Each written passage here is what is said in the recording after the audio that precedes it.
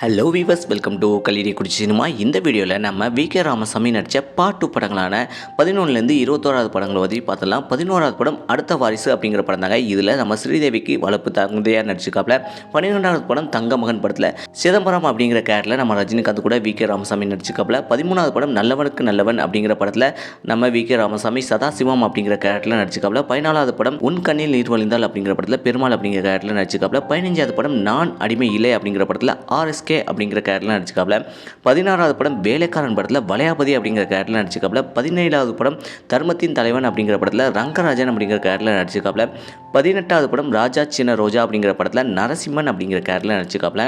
19வது படம் அதிசய பிறவி படத்தில் நம்ம ரஜினிகாந்த் கூட நம்ம வி.கே. ராமசாமி சித்திரகுப்தா அப்படிங்கிற கேரக்டரில் நடிச்சிருக்காப்புல. 20வது படம் மன்னன் படத்தில் சதாசிவம் அப்படிங்கிற கேரக்டரில் நடிச்சிருக்காப்புல.